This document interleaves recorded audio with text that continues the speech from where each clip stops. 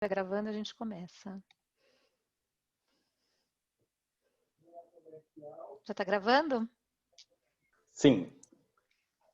Então, primeiro, boa tarde a todos. Queria agradecer a todos que estão por aqui, especialmente aos nossos palestrantes e aos nossos mediadores. Eu vou apresentar depois, um por um.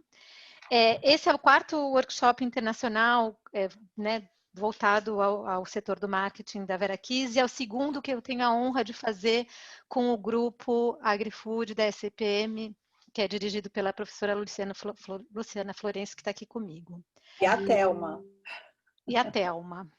Ok, ótimo. Sorry. O ano passado a gente falou de fake news e esse ano não tinha como escapar do tema de tendências, afinal de contas, por onde vamos caminhar, né, no setor dos alimentos, que seja grande consumo, que seja food service, para onde a gente vai. Então, se o PowerPoint ajudar, vou sair, ok, voltar. A gente vai falar, então, das tendências do CIAL, que é um dos maiores salões internacionais de alimentação. Falo melhor depois. A gente vai falar, né, das tendências de Google Insights com o Leonardo Longo, que vai falar do Brasil, a Adriana Andreghetto, que vai falar das tendências na Europa. Depois o Cláudio Nogueira vai falar do estudo Qualibest de alimentação, sobre alimentação na pandemia. E no final vamos discutir, né, sobre essas tendências e o que a gente pode pensar delas, né? Rapidamente, eu sou Juliana Grazini, sou presidente da Fundação Verakiz. A Fundação Verakiz é uma fundação francesa que tem como objetivo melhorar a qualidade e o fluxo das informações sobre alimentos e alimentação, que circulam entre profissionais, que circulam entre e para o público leigo e que circulam para e no setor privado, né? E por isso a Verakiz trabalha, então, assim, como eu falo, do campo à mesa e com os mais variados setores, e hoje aqui a gente está para falar de mercado, de tendências, mercado e marketing. Por isso, né, reiterando que a Verakiz realmente trabalha com tudo que toque os alimentos e alimentação, todo esse setor. E tenho o prazer de estar aqui com a Luciana Florencio, que vai se apresentar e falar, então, dessa parceria e da parte dela desse evento, desse workshop. Bom, meu nome é Luciana Florencio, sou professora do MPCC e do PPGA. Então, o MPCC é o mestrado profissional em comportamento do consumidor, e o PPGA é o programa de mestrado e doutorado em administração da SPM, né? E essa parceria com a Verakiz, com a Juliana, é muito quista por nós. A gente acha que tem muita coisa ainda para a gente fazer, né, Jo? E a ideia é somar mesmo, quer dizer, uma prática de mercado, um olhar de mercado aqui nos nossos programas, tanto na atividade dos docentes quanto dos nossos alunos nessa temática de alimentos, e a gente tem um enfoque maior em comportamento do consumidor, marketing, né? E aí, com a presença da professora Thelma, a gente também tem a área de franchising, né? E a Thelma tem uma larga experiência junto de atuação, não só com as franquias, mas também com a associação, com a ABF. Eles já publicaram livros para falar sobre a internacionalização das franquias. Enfim, é um grupo que tem esse olhar aí tanto para o agroalimento quanto para a questão do franchising, né? Aproveito aqui, né, para convidá-los para... A gente tem uma sessão no EMA, que é o Encontro de Marketing da ANPAD, vai acontecer em 25 e 26 de maio, e a gente tem um track lá, um tema só para discutir marketing do agronegócio de alimentos e sustentabilidade. Então, a gente convida quem tiver interesse em submeter seus trabalhos, para vocês acessarem o EMA, é só ir lá no site da ANPAD, e aí tem a descrição de todo o processo de submissão. Então, para a gente é uma alegria estar aqui com vocês, podendo fazer essa discussão, e bora lá, vamos em frente. Obrigada também, lógico, queria agradecer aqui a presença dos nossos convidados, né, que tão gentilmente cederam o seu tempo para estar aqui com a gente, dividindo o seu conhecimento e sua experiência. Obrigadão. Então, dando início, só reiterando que para a Veraquis é um prazer também trabalhar com um grupo e com uma escola tão renomada, né, nessa área de comportamento e entendimento do consumo, que é muito importante para a área do setor dos alimentos e é uma área que tem muito mal entendimento, por isso que é um prazer estar com um grupo tão sério. Mais uma vez, então, agradecendo Leonardo Longo, Adriano Andregueto, Cláudio Nogueira, Thelma Rocha, e vamos começando. Já me apresentei, já falei da Veraquis, e eu vou falar assim, claro, rapidamente, não vou conseguir falar em todos os detalhes, porque é muito detalhe, muito aprofundada essa pesquisa do CIAL. Eu acho que muita gente já conhece o CIAL, Salão Internacional dos Alimentos. Ele tem versão no Canadá, na China, em Dubai, já tentaram fazer a versão no Brasil e na Argentina, mas Paris ainda continua sendo a versão mais importante, onde gera o maior volume de negócios, maior número de visitantes, e então, a cada 2 anos, ano par, o CIAL, ano ímpar, Anuga, em Colônia, na Alemanha, é um dos salões mais importantes no setor do grande consumo, né? E principalmente na tendência de alimentos. Eu, pelo menos, sou uma que espero sempre a cada 2 anos as tendências do CIAL. Esse ano, então, como o CIAL não pôde ser presencial, eles mantiveram esse grande marco, que é a pesquisa de tendências que eles fazem durante 2 anos, e esse ano foram 3 empresas, né? A Kantar Food 360, que estudou o comportamento, né, e algumas mudanças do comportamento do consumidor de 2018 a 2020 e o que o consumidor espera. Né? Então, foram, em média, 500 entrevistados por país, entre 18 a 55 anos, em média, né? Uma parte da pesquisa foi feita antes do confinamento, outra depois, tá? E os países abrangidos estão aí na tela, né? Alemanha, Ásia do Sul, China, Espanha, Estados Unidos, França, Índia, Itália, Oriente Médio, Reino Unido e Rússia. Então, na verdade, para esse consumidor, né, de 2018 e 2020, é uma tendência que já vinha surgindo, mas agora muito bem marcada, que comer é uma ação cívica. Né? O futuro da humanidade é muito delimitado e demarcado pelo que eu como, o que eu vou ser importante, né? As minhas decisões são importantes. E esse consumidor, ele procura, então, cada vez mais alimentos locais, né, próximos, que sejam produzidos próximos da onde ele mora. Ele procura ter uma busca pela naturalidade, pela natureza, o orgânico, muito grande essa procura. Uma preocupação com o meio ambiente, com a ética, e cada vez mais, ele tem se tornado cada vez mais flexitariano, né? O flexitarismo está muito mais presente, para quem não sabe, o flexitarismo é o tipo de comportamento de quem não quer deixar de comer carne, mas ao mesmo tempo não quer comer em excesso. Então, é um consumo moderado e refletido de carne.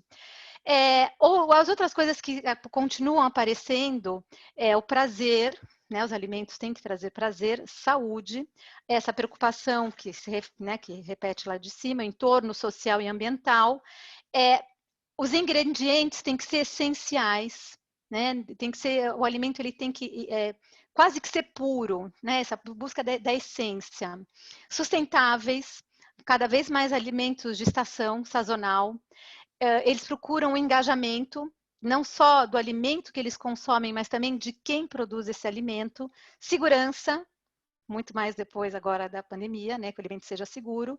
Uma preocupação que começa a aparecer cada vez mais forte, apesar de já não ser tão inicial, a preocupação com o agricultor e com a agricultura, né, uma preocupação muito interessante com o setor primário, e esses consumidores cada vez mais engajados e mais seletivos. Com a única exceção, né, normalmente esses dados aparecem em torno de 60% a 70% naqueles países todos que eu mostrei, com exceção dos Estados Unidos e Reino Unido, né, que é uma taxa de 20%, 30%, que estão preocupados com essa questão, com essas questões todas. Outro grupo de pesquisa, Proteína XTC, antes se chamava World XTC, foi um grupo que se juntou. E eles, na verdade, eles estudam a oferta de mercado, né? Como é que o mercado evoluiu. E como é que esse mercado evoluiu? Entre o prazer, saúde, praticidade, forma, né? A forma física e a ética. Então, sempre esses 5 quesitos continuam muito forte. E ali, né, a conveniência, a praticidade, os aspectos físicos, e aí começa a surgir cada vez mais alimento com essa chamada ética, cidadania, né, do ato cidadão e ecologia. O que as pessoas procuram? Inocuidade e segurança, natural e simplicidade. Essa simplicidade, as pessoas buscam mais desculpa, que são os alimentos, né, que estão no mercado. Esses alimentos tendem a ir mais ao essencial, ao simples, diminuindo a quantidade de ingredientes, diminuindo a quantidade de processos, ou seja, indo realmente pela simplicidade, né, e a inocuidade. Então, tem que ser o essencial, né? As coisas não só realmente, já falei várias vezes, é essencial, a proximidade, alimentos produzidos mais próximos do consumidor, a soberania do prazer, a solidariedade, algo que tem aparecido bastante, o comércio eletrônico, o fazer em casa e eliminar o supérfluo.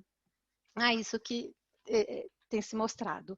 E o outro estudo, né, junto dessas tendências social, é do Gira, que aí ele fala do food service, né, do restaurante fora de casa, comer fora de casa.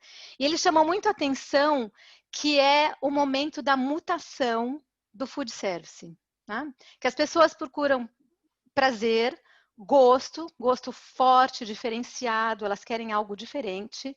Os restaurantes têm que elas querem restaurantes mais engajados, né? Querem saber de onde que vem a matéria-prima, de onde o chefe compra, por que ele compra. O comer tem que ter um sentido não só físico, tá?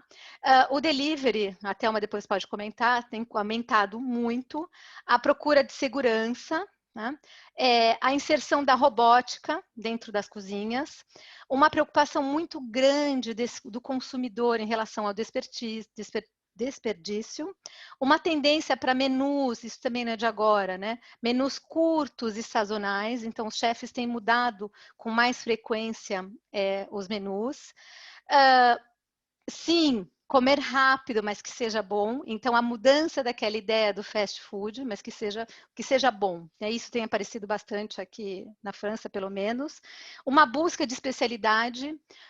O consumidor, né, que frequenta restaurante, ele quer ir em cada restaurante que tem a sua especialidade. E depois, 2 opostos, do restaurante cada vez menor aos enormes, né?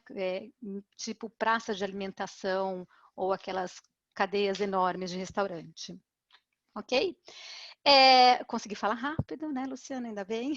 Eu vou deixar aqui, vou colocar no chat o link. Vocês podem assistir a tudo isso com muito mais detalhe em inglês, então não precisa ser em francês, tem tradução em inglês, então melhor ainda. No YouTube, tem um PDF e também tem um resumo que eu fiz das principais tendências. Excelente, tá? Fantástico, já tem coisa bastante para a gente falar e conversar. Pessoal, quem estiver nos assistindo e quiser já colocando suas questões no chat, já aproveita para não esquecer aquela perguntinha lá, pode ir colocando no chat. Então, acho que é passar a palavra agora para o Adriano, certo? Não, é o Leonardo primeiro. Então vamos ao Leonardo. Leonardo, obrigada por você estar aqui com a gente. O Léo é nosso estudante do mestrado profissional em comportamento do consumidor, com muita alegria. E além disso, é uma pessoa que hoje trabalha como... como é que a gente fala teu cargo aí, que é difícil? Eu sou executivo de contas de alimentos e bebidas. Acho que é melhor você se apresentar, né? Pronto, executivo de contas de alimentos e bebidas do Google. Então, a gente trouxe o Léo para justamente mostrar essa visão que é tão interessante, né, da rede, né? O que está rolando na rede, né, do ponto de vista desse consumidor. Por favor, Léo. Perfeito, muito obrigado, Lu. Agradeço o convite do Grupo Vera Kids e da AgriFoods para participar aqui. O que eu vou dividir com vocês agora nos próximos slides é um convite à reflexão com o que a gente tem visto dentro das nossas plataformas, conforme o comportamento de busca dos consumidores. Vocês vão ver que coincide muito com o que a gente já acabou de observar. Que bom, né? Então, começando aqui, o que a gente tem visto, eu vou focar muito no consumo, não necessariamente na compra, tá? Acho que a compra, ela mudou bastante, a gente vê o salto do e-commerce, o salto do delivery, que já foi mencionado, acho que o iFood batendo recorde atrás de recorde em volume de entregas, e a gente vê que alimentos e bebidas passou uma barreira que estava demorando para passar. A gente via outras categorias entrando muito com uma penetração muito maior do e-commerce, que a gente ainda tinha algumas barreiras de alimentos e bebidas que foram quebradas por conta da pandemia, onde daí o lockdown acabou forçando pessoas que não tinham usado o e-commerce até então passaram a usar. E a gente percebe que em volume de buscas ainda é muito mais massivo o volume de buscas por comida do que bebidas, mas a gente já vê em crescimento percentual o volume de busca por bebida se destacando. A gente percebe que o Zé Delivery, que é uma startup da Ambev, passou a tomar uma representatividade gigante para a indústria de bebidas, mais especificamente para a Ambev, entregando não apenas bebidas da Ambev, mas de outras empresas até. Mas até é uma questão de um comportamento de compra de bebidas a gente já tinha antes, né? Então, pedir pizza a gente já pedia, agora simplesmente passou a ser online. E muitas vezes, quando as pessoas pedem a comida, elas pedem a bebida junto, diferente da bebida que acaba não sendo o driver primário.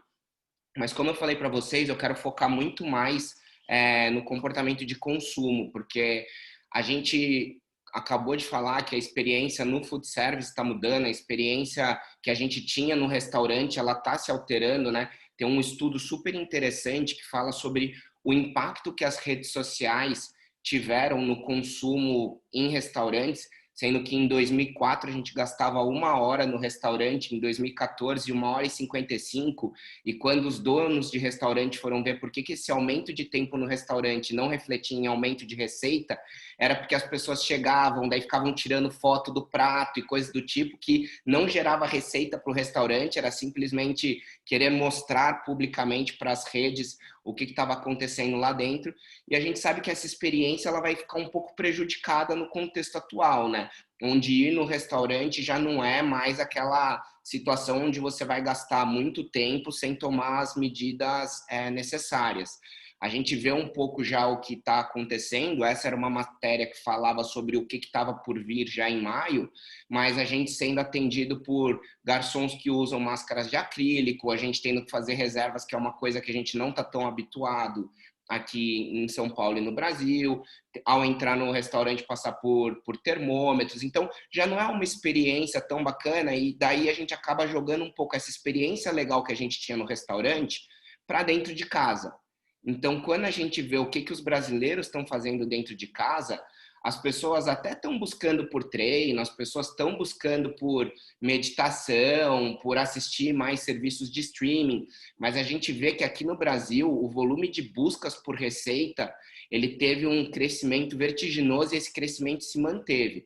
Diferente de várias outras buscas por categorias que cresceram, mas depois de 3 meses já voltaram para o patamar que era anterior à pandemia, a gente vê que o volume de buscas por receita é algo que cresceu vertiginosamente. Tanto que o próprio Google acabou fazendo campanhas publicitárias, incentivando as pessoas por buscarem receitas nos mecanismos de buscas do Google, de tanto que a gente viu que existia uma necessidade do Google se posicionar frente a esse comportamento.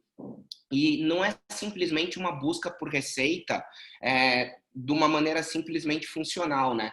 Porque a gente vê justamente o que a gente discutiu anteriormente, de o comer sendo uma ação cívica, sendo uma preocupação sobre de quem que eu estou comprando, o que eu estou comprando, quais são os ingredientes, é fresco ou não, experimentar novas receitas, porque comer todos os dias a mesma coisa durante 9 meses não dá. Então, a gente acabou separando os nossos aprendizados que eu trago aqui em 2 grandes grupos. Eu não vou entrar nessa questão da busca local, porque eu acho que a gente vai focar muito mais no consumo do que da compra, mas a gente vê que o volume de busca por comida de bairro cresceu 31% versus antes da pandemia. O marmita perto de mim cresceu 102%. Então, essa preocupação por a localidade, a gente vê isso dentro das nossas plataformas, mas aqui eu trago muito essa questão da autonomia na cozinha sendo uma arte e as pessoas tendo que se preocupar com a procedência dos alimentos, a saúde que os alimentos podem proporcionar também. Então, tem uma história engraçada que nas guerras do século XIV as pessoas usavam colares de alho para tentar aumentar a imunidade de ares de lugares que eles não sabiam se o ar era puro ou não. E a gente vê que busca por alho dentro das nossas plataformas cresceu 63%. A gente vê aí própolis crescendo 271%, alimentos para imunidade 582%. Eu sou apaixonado por kombucha, probiótico cresceu 46% desde o início da pandemia. Então, a gente vê realmente as pessoas buscando e uma preocupação muito grande sobre a procedência do alimento e o quanto que esse alimento está diretamente relacionado à saudabilidade, transferindo para a alimentação uma questão de saúde que a gente está tanto precisando. Além dessa questão da autonomia na cozinha, uma coisa que chamou bastante atenção são as pessoas cozinhando como um profissional. Eu acho que o chefe de cozinha, ele já começou a ser uma posição mais glamourosa, com o Netflix puxando isso através de programas como Chef's Table e vários outros.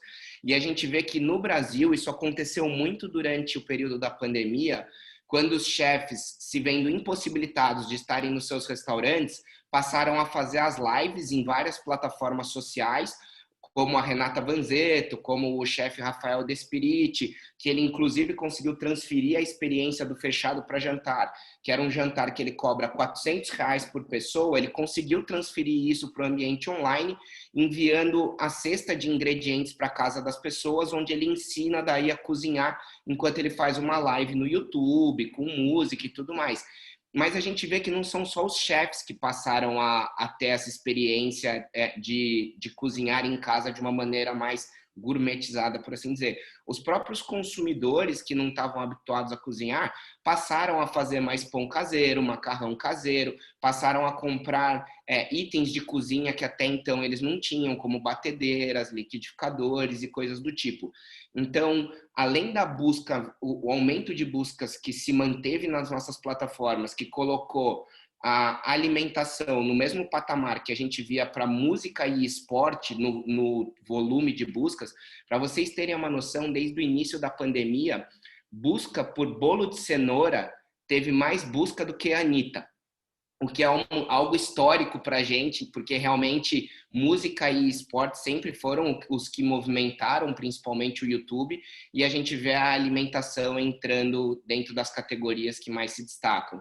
E além dessa questão da compra, que a gente vê que mudou muito por conta do e-commerce, a gente vê também que a experiência de consumo dentro de casa tem se alterado bastante, principalmente por essa questão das pessoas passarem a cozinhar mais e ver a alimentação não só como uma necessidade básica, mas como uma ação cívica, como um entretenimento, como um lazer.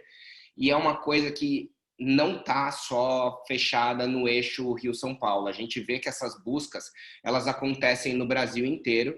Então, é uma coisa também que a gente se preocupa de entender se não é algo que está sendo puxado somente pelo eixo Rio-São Paulo, e a gente vê que é um movimento que a gente está acompanhando nacionalmente.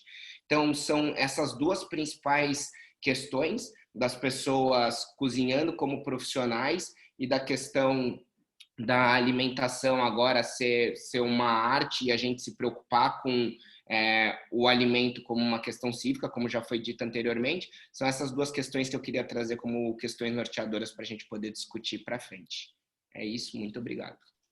Muito legal, obrigada, Leonardo. Agora passo eu, depois passa.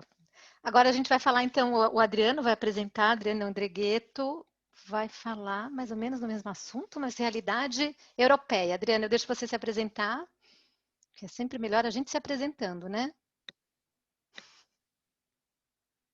Olá, então, boa tarde a todos. É um prazer estar aqui. Agradeço a Luciana e agradeço a Juliana pelo convite. É realmente um prazer poder partilhar aqui um pouco dos resultados que temos aqui pela Europa.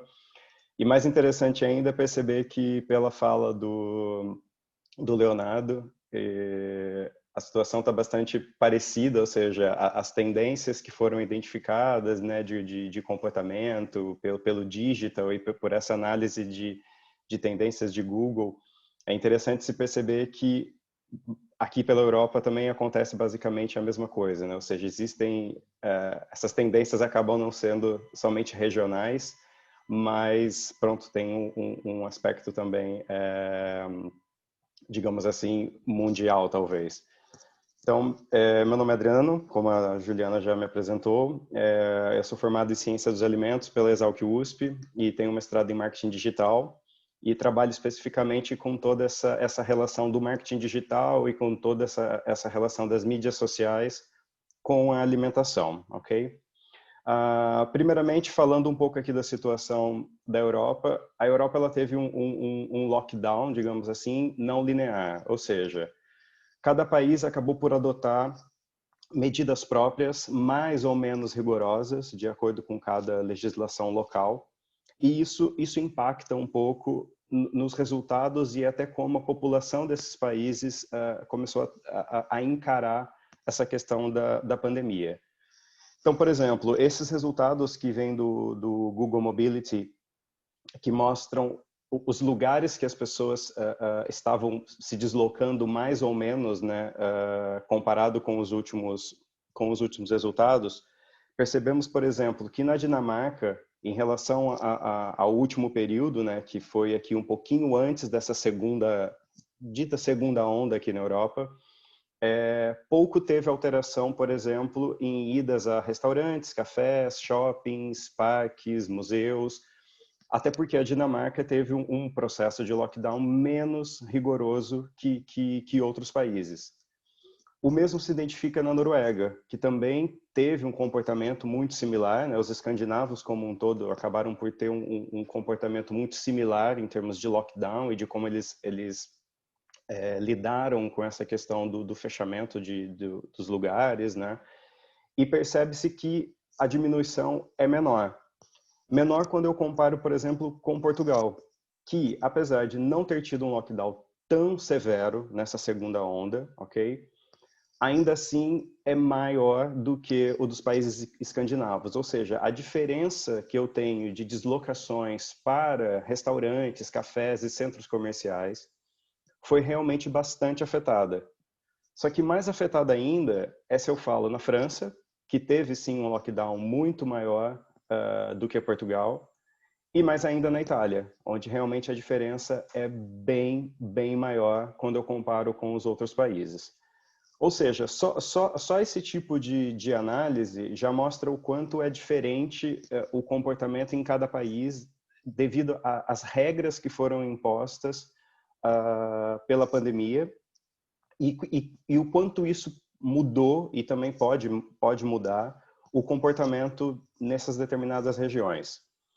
É interessante que houve um estudo que até em outros momentos eu já tinha mencionado em algumas palestras para a Vera Kiss, que foi um estudo do Euromonitor de abril de 2020, ou seja, foi no começo aqui da pandemia para nós aqui na Europa, em que eles colocaram, dentre outras coisas, duas grandes tendências. Uma que era o Embrace Digital, que não havia por onde escapar, era o momento de todos os setores abraçarem e aceitarem que o digital era protagonista e não mais um coadjuvante nos processos. E uma outra tendência que era o local, né? Que era o consumo do comércio local. E isso foi logo no começo, ou seja, em abril de 2020. O que a gente percebe do lado do digital?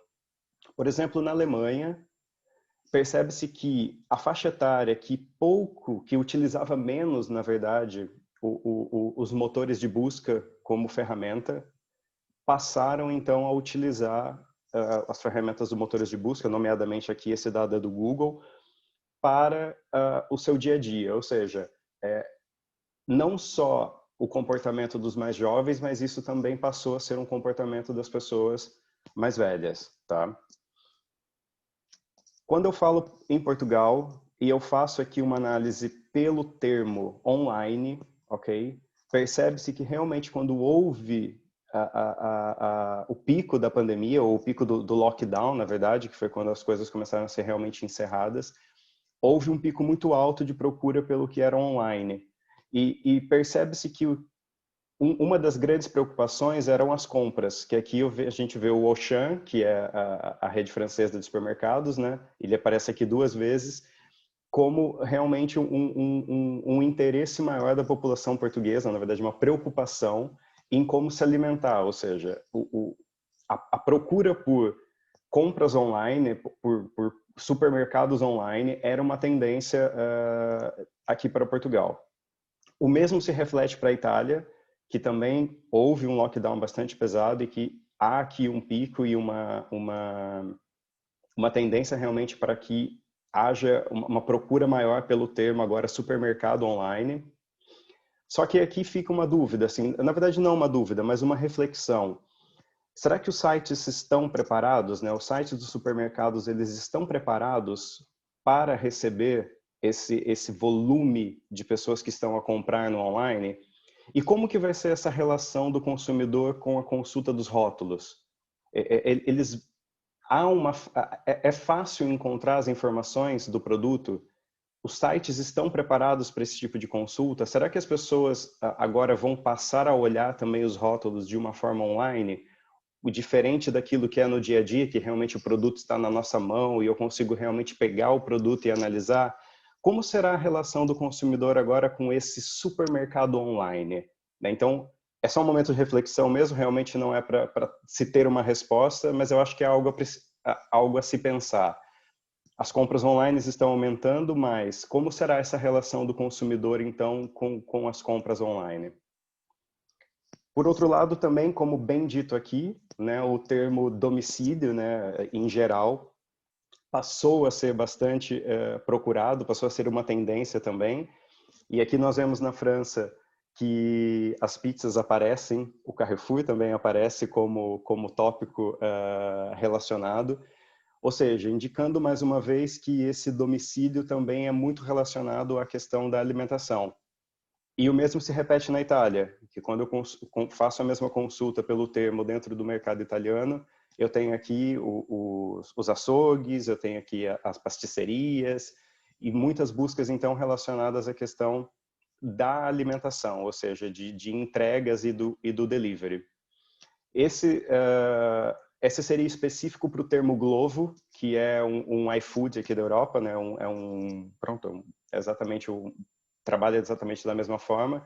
Isso para a Polônia, mas essa procura por Glovo, por Uber Eats e por outros similares que existem na Europa se refletiu em diversos mercados, né? Eu trouxe aqui a Polônia como exemplo, mas em diversos mercados se refletiu esse interesse por esses aplicativos de entrega, por esses aplicativos de delivery. E aí cabe mais uma reflexão, né? A questão de o aumento do delivery, ok, existe um impacto bastante positivo no e-commerce, pessoas que antes tinham medo do e-commerce, que acabaram por se render à utilização dos aplicativos. Mas como fica a questão das embalagens? Essa grande quantidade de embalagens que tem sido gerada quando eu peço um delivery. Hoje em dia, tudo vem separado em potinhos diferentes, obviamente por causa de temperatura e qualidade do produto, mas e o descarte? E essa grande geração de embalagens e de lixo que tem sido gerado com essa questão do delivery? E entrando aqui no Proud Local, né, para especificar um pouco sobre aquela tendência também que o Euromonitor destacou. Aqui é pesquisando pelo termo na Espanha, né, o cerca de mí, né, que a gente vê que realmente há um grande interesse sobre alimentação perto de casa. Então, mais uma vez, a alimentação se destacando na busca, né, como alimentação local e sendo local. O mesmo acontece no Reino Unido, que é o Near Me, também aparece aqui frutas e vegetais, né, lojas de frutas e vegetais que estejam próximas a mim. O mesmo também acontece na Itália, e aqui a gente tem realmente diversos tipos de produtos, né, e de gêneros alimentícios que seja vicino a me. Então, há uma procura realmente pelo que é local e pelo que é próximo a mim. E como bem dito pelo Leonardo, as receitas também foram um sucesso na Europa, não foram só um sucesso no Brasil. Aqui a gente vê um quadro para a Bélgica, que há essa tendência e há um grande pico realmente durante o lockdown. Um outro pico que era tradicional ocorrer com receitas é o Natal, e que seria exatamente essa época aqui à esquerda, mas o pico durante a pandemia foi maior do que o histórico do Natal, que realmente é normal que as pessoas procurem por receitas durante essa época do final do ano. Na Suécia também ocorreu a mesma coisa, identifica-se também os mesmos picos durante o momento de pandemia, apesar deles terem tido um lockdown um pouco diferente e menos restritivo do que o de outros países. Aqui na França, eu fiz um comparativo entre as receitas e especificamente ao pão, né, que realmente a Juliana até já falou disso algumas vezes, de que saiu noticiado o quanto o impacto, na verdade, de se produzir pão em casa levou para a indústria, que teve que modificar a forma de embalagem, a forma de entrega e de abastecer os supermercados e não mais as padarias, porque as padarias estavam fechadas. Então, o impacto da receita, o impacto de se comer em casa não é só um impacto no consumo, mas sim também em toda a cadeia produtiva. Tem que mudar a forma de entrega para atender essa nova demanda de se cozinhar em casa. E alguns outros pontos aqui complementares, são curiosidades para a gente já encerrar. Existem alguns pontos que eu acho que vale a pena começar a se prestar atenção, que seria, por exemplo, a compostagem. Esse termo já tem sido bastante procurado, principalmente na França, Portugal e Alemanha. E aí não é nem só o comer em casa, mas também produzir em casa, porque tem muito aqui relacionado com a produção de gêneros alimentícios dentro das suas próprias casas. O orgânico, que há uma tendência no Reino Unido e na Irlanda, não só, ok, mas no Reino Unido e na Irlanda. Os pagamentos eletrônicos, Portugal e Espanha destacam-se. Os outros países já, digamos assim, a Alemanha, por exemplo, já tem essa questão do pagamento eletrônico muito mais dentro da sociedade, já é muito mais comum. Então, a pandemia não foi não foi disruptivo a questão do pagamento eletrônico. Mas para países como Portugal e Espanha, onde isso não era tão comum, isso realmente foi um momento diferente dos pagamentos eletrônicos. Já mencionei também o uso dos aplicativos, né, que tem aumentado, e isso não só para o setor de alimentação, mas como utilização como um todo. Mas, por outro lado, nós temos aí a questão dos problemas nas compras online, né? Ou seja, começam já a surgir problemas e maiores reclamações, e aqui existem os dados da Holanda e da Suécia, mas existem em outros países também, e muitos são relacionados ao tempo de resposta lento de suporte ao cliente, falta de disponibilidade, falta de alguns produtos, poucas informações sobre os produtos, ou seja, houve uma demanda muito grande pelo online, mas até que ponto o online estava preparado, ou as empresas estavam preparadas para esse aumento de demanda dentro do online. E eu coloquei esse slide hoje, foi assim há poucos minutos, porque saiu recentemente o estudo do Google das palavras-chave mais procuradas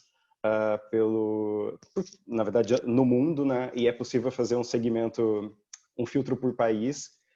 E é interessante perceber que, por exemplo, na Finlândia foi muito procurado como perder peso, na Croácia, como fazer fermento, França, Itália e Portugal, como fazer pão, está lá, tipo, é um dos 5 primeiros. Eu acho que Itália e Portugal é o primeiro na busca pelo termo como, né? Ou seja, o how to, o como fazer.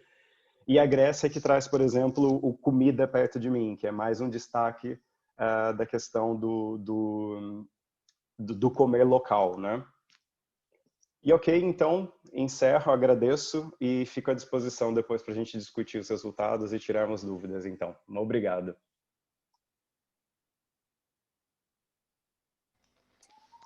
Excelente, muito bom, hein? Dá para a gente pensar em muita coisa bacana aqui, né? Cláudio, vamos então à sua apresentação, que vai complementar. O Cláudio, então, trabalha na Qualibest, né? Muito gentilmente está aqui com a gente, e vai trazer essa visão, mais especificamente falando dos restaurantes, né? Um pouco da visão aí do que a Qualibest trouxe aí, né? Nesses últimos tempos com as pesquisas. Vamos lá. Deixa eu começar me apresentando como todos. Meu nome é Cláudio Nogueira, eu sou engenheiro químico por formação. Trabalhei na indústria farmacêutica por muitos anos e depois entrei para a área de pesquisa de mercado. E para mostrar que eu sou bem velhinho, estou em pesquisa de mercado já há 20 anos. Né? Fiz mestrado e doutorado na área de química, que não tem nada a ver com o que eu trabalho hoje, mas a vida é assim mesmo, a gente vai mudando. Eu trabalho no Qualibest. O Qualibest é uma empresa de pesquisa de mercado, foi pioneira em pesquisa digital no Brasil. O que significa pesquisa digital? A gente tem um painel de 250 mil pessoas que se inscreveram no Brasil inteiro e essas pessoas respondem pesquisa conforme a gente vai demandando dessas pessoas, né? Durante o período da pandemia e da quarentena, logo no começo, e durante quase o processo todo, a gente teve muito interesse de entender o impacto da pandemia e da quarentena na vida das pessoas. Então, a gente fez vários estudos, e assim, estudos com pequenas diferenças de foco. Então, a gente conversou um pouco sobre, por exemplo, saúde. As pessoas deixaram de ir ao médico, as pessoas aderiram à telemedicina. Vamos falar de vida financeira, qual o impacto na vida das pessoas. E uma coisa que a gente fez também foi falar um pouco sobre alimentação e o impacto da pandemia e da quarentena na vida das pessoas. A gente conduziu esse estudo com um parceiro nosso, a Galunion, que é uma consultoria na área de food service. Tá? Desculpe.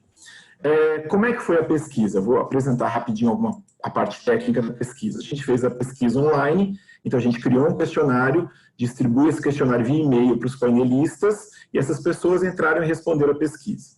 A gente fez duas tomadas, uma tomada no começo de abril e outra tomada no começo de maio, né? Cada tomada a gente conversou com 1.100 pessoas, então 1.100 pessoas foram entrevistadas. O perfil eram homens e mulheres acima de 18 anos das classes ABC. Aqui a gente tem um perfil um pouquinho mais detalhado dessa amostra. A gente vê que a gente tem uma amostra bem equilibrada entre homens e mulheres, um pouquinho mais de mulheres. A distribuição, a gente tem uma concentração no Sudeste, mas isso é um reflexo do nosso painel, já que a gente tem uma maior concentração de painelistas também no Sudeste. Né? E classe social, a gente tem aí 40% de classe C e 60% de classe AB. A média de idade foi 35 anos numa tomada e 37 anos na outra. A gente fez um estudo bastante, um pouco mais longo do que eu vou apresentar. A gente falou sobre vários tópicos de interesse, falamos sobre embalagem, uma série de coisas que eu não vou apresentar hoje, que não daria tempo para apresentar tudo, mas se alguém depois tiver interesse em ver o estudo completo, basta me pedir, a gente encaminha, é super tranquilo, está aberto para a consulta de todos, já que é um estudo próprio, foi um estudo que a gente fez exatamente para divulgação e para entender, gerar conhecimento, tá?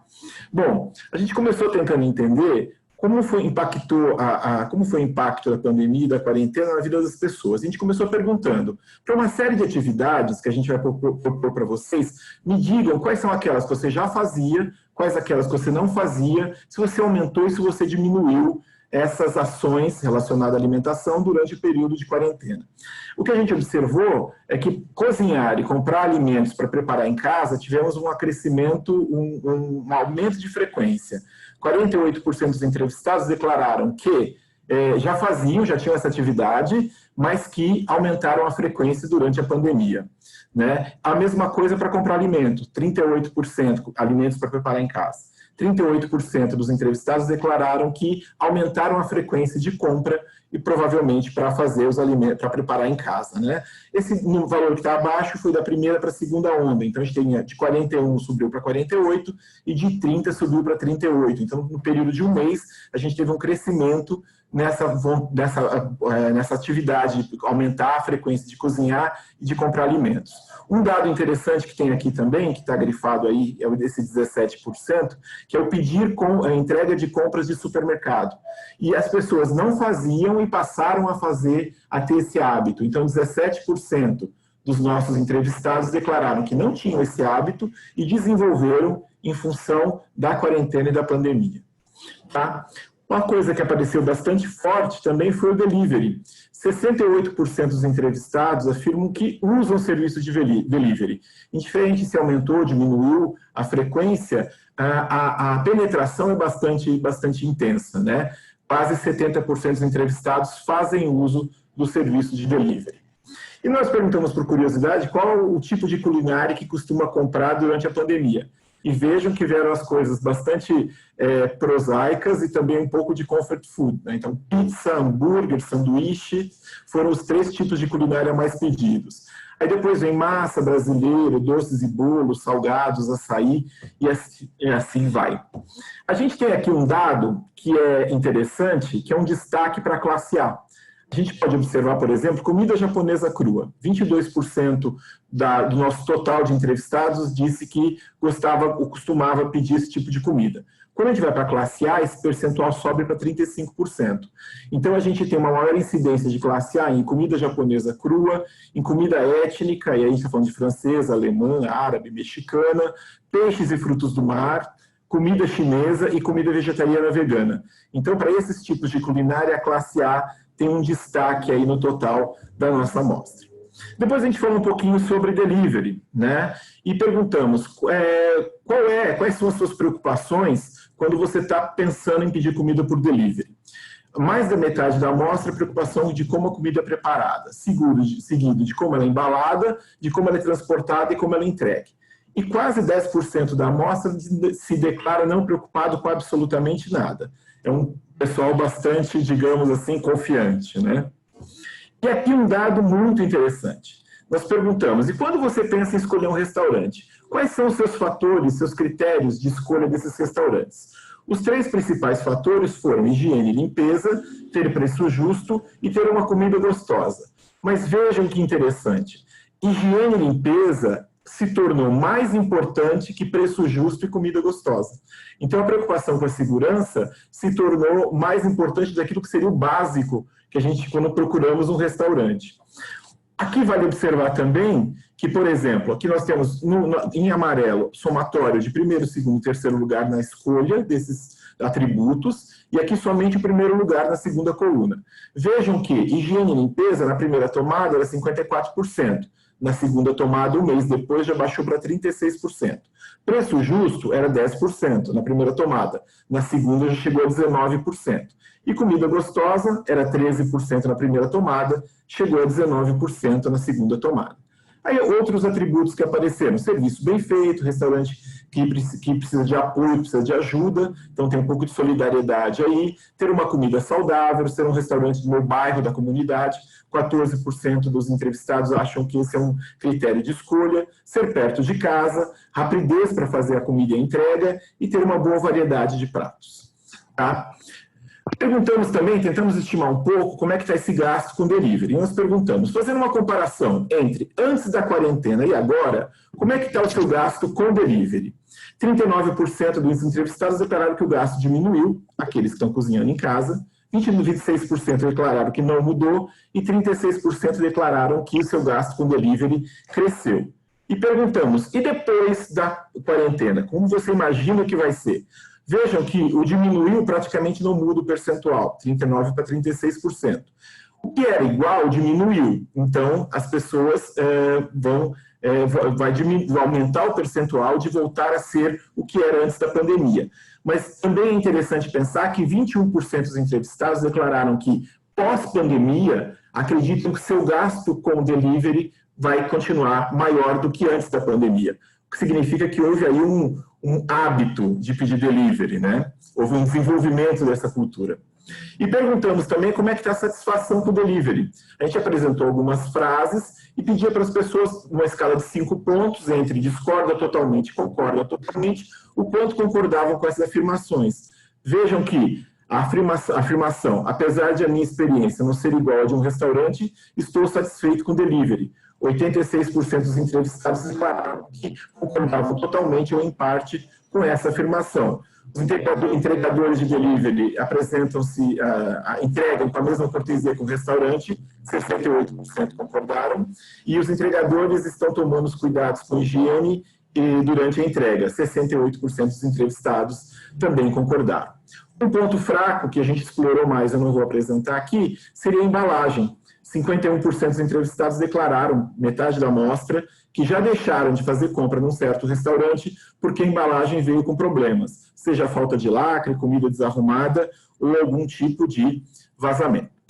Nessa última etapa do estudo, a gente tentou prever um pouco o que está por vir, né? Um comportamento pós-pandemia. Primeiro perguntamos, pensando em alimentação, o que vocês mais sentem falta? 74%, 2/3, 3/4 da amostra, programa em família e refeições fora de casa. 68%, celebrar datas especiais. 67%, comer meu prato favorito nos restaurantes que costumo frequentar. Praticamente com o mesmo percentual. Convívio social com amigos durante as refeições e happy hour, 63% dos entrevistados declararam que sentiam falta ou muita falta. Perguntamos, vão voltar para os restaurantes depois que acabar a quarentena? 79%, praticamente 80%, declararam que pretende voltar a comer fora de casa. Mas vejam que 12% já não tinham esse hábito. Então, se a gente for fazer um balanço, apenas 9% que tinham o hábito de comer fora declaram que pós-pandemia não tem mais a intenção de voltar a comer fora, né? E aqui a gente tem um obstáculo para essa volta aos restaurantes, né? Praticamente 70% dos nossos entrevistados não acreditam que os outros vão tomar os mesmos cuidados que eles quanto a esse perigo de contaminação da Covid-19. Então, a mensagem aqui é, acredito no que eu vou fazer, mas duvido que os outros farão iguais, para 70% dos nossos entrevistados. Uma coisa que a gente mediu também é, estando no restaurante, como é que é um bom jeito de fazer o seu pedido? Vejam que aqueles 3 tópicos principais, aqueles que geram mais segurança, são aqueles que estão vinculados ao seu próprio celular. Baixar o aplicativo e fazer o pedido, usar o WhatsApp, mensagem de texto, por meio de um cardápio em QR Code. Essas são as 3 formas de fazer pedido no restaurante que despertam a maior sensação de segurança entre os entrevistados, ou seja, a segurança está na minha mão, no meu celular, né? Uma coisa que a gente estudou um pouco também, e aqui tem só o resultado final, foi a relação com o restaurante self-service. Né? Como é que vai ser a relação com o restaurante self-service após a pandemia, né? E vejam que interessante que um bom percentual, praticamente 40% dos entrevistados, declararam que basta ter luva para pegar os utensílios e álcool gel que eu já estou satisfeito. 1/4 da amostra a ser servido por alguém no buffet, então a gente não se serve mais. 20% achou interessante a ideia de já ter as comidas porcionadas. Então, eu vou lá, pego um potinho de feijão, um potinho de arroz, minha saladinha e levo na bandeja. E 15% achou interessante deixar de ser self-service e virar à la carte, mudando o perfil do tipo de negócio, tá? E perguntamos, o que você espera, o que você mais tem vontade de comer após o confinamento? 80% vai procurar alguma coisa que seja indulgente, saboroso, comfort food que traga prazer. Somente 21% busca algo saudável, leve e balanceado. Depois nesse período da pesquisa, as pessoas tinham a necessidade de buscar algum prazer pós-pandemia. Aqui seria uma breve resumo, breve conclusões do que a gente viu, né? Então, para o ramo de food service, né? Ter protocolos operacionais, pensar em produtos e ofertas, repensar embalagens, pensar em promoção e pricing, porque eu não apresentei aqui o dado, mas um dos fatores de escolha de restaurante que era bem avaliado era depois da pandemia eu ter um desconto quando eu fosse ao vivo no restaurante, pensar nas possibilidades de delivery e catering e também pensar em comunicação. Quanto ao menu, dar uma revitalizada, otimizar, repensar o menu. Tá? Era esse o resumo que eu trouxe da pesquisa que a gente fez estudando o impacto da pandemia no food service e na vida das pessoas. Maravilha, que maravilha, um super painel, né? Quatro pontos de vista bem diferentes. Thelma, você quer começar ou a gente começa? Tem duas perguntinhas para o público. Eu acho que a Thelma devia começar se apresentando. Eu queria, inclusive, lembrar do nosso amigo, que a gente estaria aqui com a gente, que é o Edu Spers. Então, vou deixar gravado aqui. Felizmente, ele não está com a gente, faz parte também do nosso grupo. E, enfim, então, estamos aí com a nossa Thelminha, que pode muito bem endereçar. E comece aí, Thelma, por favor. Ok, bom dia a todos. Eu sou professora da SPM, do PPGA, do MPCC, do mestrado e doutorado, trabalho com a Lu, e a gente vem estudando a questão do franchising desde 2010, e acho que desde 2018 que a gente juntou as forças e transformou o grupo que era de franchising para agro e franchising e começou a trabalhar as duas coisas juntas. Porque, na verdade, quando você olha a cadeia, você está vendo a ponta, que é a distribuição, via franquia, ou via supermercado, ou via outra coisa, e a cadeia produtiva desde o suprimento e tal. Eu gostei muito de todos que falaram, eu achei que foram apresentações extremamente complementares, e ainda acredito, Juliana, que o seu painel é meio que um resumo de todos, né? Você trouxe no seu uma junção, você tira uma foto dessas tendências que foram apresentadas no Cial Insights, mas que você consegue reunir, né? O Cláudio acabou de fechar falando de prazer. Você começa falando, a primeira palavra que aparece no seu é prazer, prazer na alimentação. Isso apareceu nos quatro, assim. O prazer na alimentação, a questão da saúde, muito, muito importante, que a pandemia trouxe isso, né?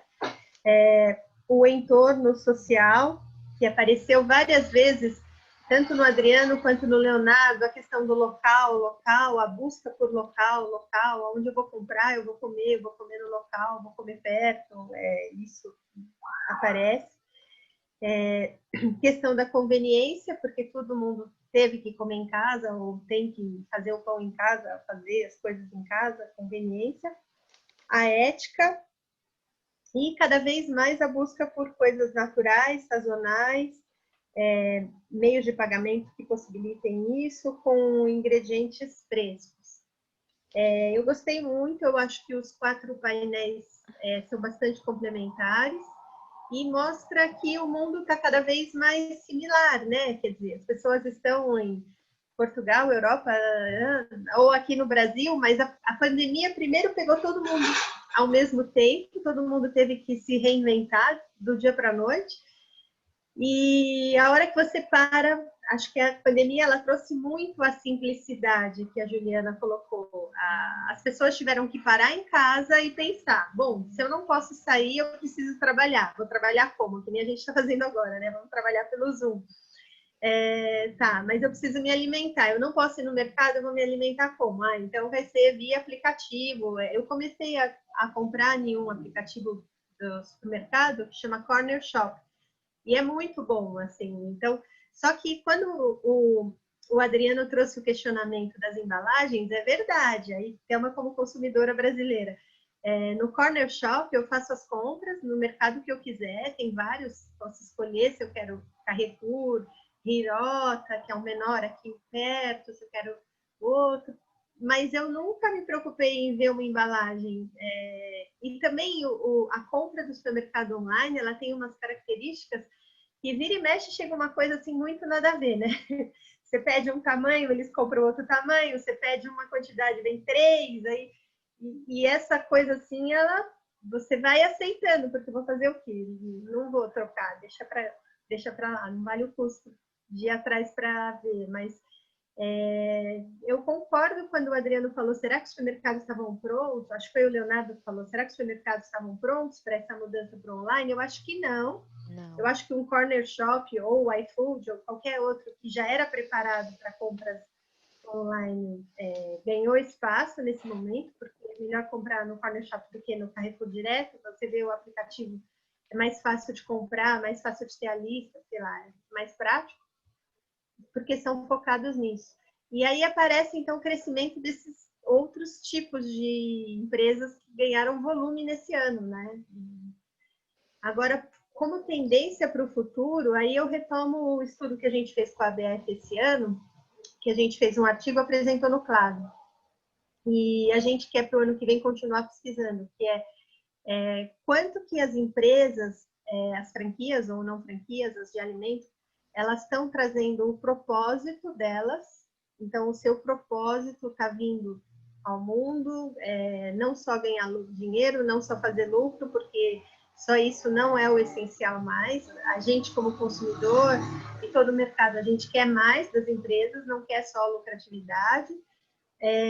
Então, o propósito delas, eu acho que elas vão ter que deixar isso cada vez mais claro. E a segunda coisa é o quanto que elas estão trabalhando esses CRMs, né? A Lu sabe, meu mestrado e meu doutorado eu fiz em CRM, que é Gestão de Relacionamento com o Cliente. E até lancei um livro lá em 99, chamava A Hora da Recompensa, sobre o Loyalty Program, os programas de fidelidade e tal. E agora, em 2020, você vê que todas estão tentando fazer CRM. E aí, quando você abre o seu WhatsApp, acho que todos aqui devem ter isso, a gente encontra o WhatsApp de loja, de supermercado, de lojinha que você foi uma vez, a mulher já te manda um WhatsApp, você fala assim, gente, mas que CRM bagunçado tá ficando também, porque daí eles não tinham relacionamento nenhum, aí todo mundo começa a ter relacionamento, aí você passa na porta, o cara já te manda um WhatsApp, quer dizer, também não é assim, né? Relacionamento se constrói ao longo do tempo, você tem que ir conquistando o consumidor, e o consumidor tem que achar valor naquilo que você está falando, então existe uma construção aí do CRM, que eu acho que o ano de 2021 em diante, as empresas vão se atinar mais, né? Vão aprender a fazer isso. Então, esses são os meus comentários, mas parabéns a todos, foi muito bom. Gostei bastante de participar. Obrigada, Lu, pelo convite também. Obrigada, Thelma. Eu vou passar, tem duas perguntas, Luciana. Eu vou passar para a pergunta, depois a gente faz mais um comentário, pode ser? Sim, eu tenho umas perguntinhas também para os nossos convidados. Tá bom.